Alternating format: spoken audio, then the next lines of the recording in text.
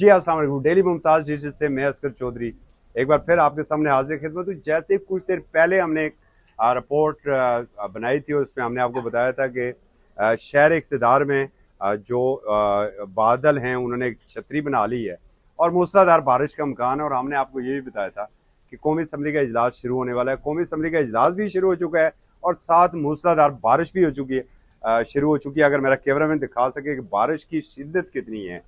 और हम आपको जरा ये बता दें कि मुसलसल ये जो बारिश है ये बरस रही है और इसने जल थल कर दिया है इस वक्त पार्लियामेंट हाउस को।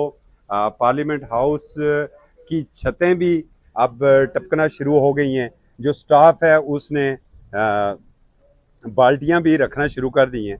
अब बड़ी मूसलाधार बारिश है और इसका अंदाज़ा आपको यहाँ से भी लगा सकते हैं।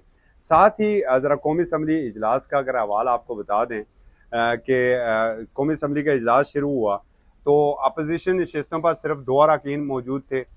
एक जो पाकिस्तान तहरीक इंसाफ के अली मोहम्मद खान थे और जमीयत उलमा इस्लाम की शाहिदा रहमानी साहबा थी, जबकि हुकूमती बेंचों पर 33 अरकान मौजूद थे। उसके बाद असम्बली का इजलास शुरू हो गया और इस असम्बली के इजलास में फिर जितने भी शहदा हैं उनके लिए दुआएं मफ़रत करवाई गई।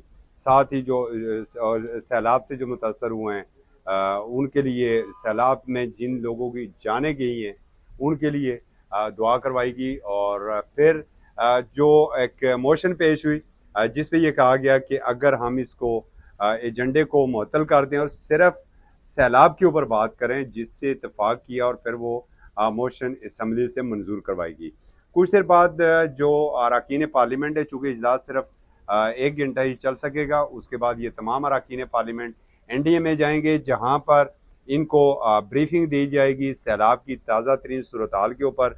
डिप्टी स्पीकर साहब के से मुतल्लिक़ ऐलान ये हुआ है कि उन्होंने अपनी तनख्वाह जो है वो फ्लड रिलीफ के लिए दे दी है। और साथ स्पीकर ने बाकी अरकान से भी कहा है कि जो अरकान अपनी तनख्वाह फ्लड रिलीफ में देना चाहते हैं वो भी रब्ता कर सकते हैं।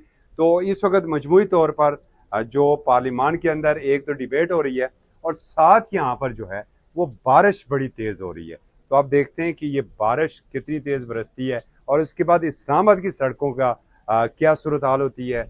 क्या यहाँ पर भी फ्लड वाली सूरत हाल होगी या कि जो कि वफाकी तरक्याती इदारे ने कुछ काम किए हुए थे, शहरी आसानी से अपने घरों तक जा सकेंगे।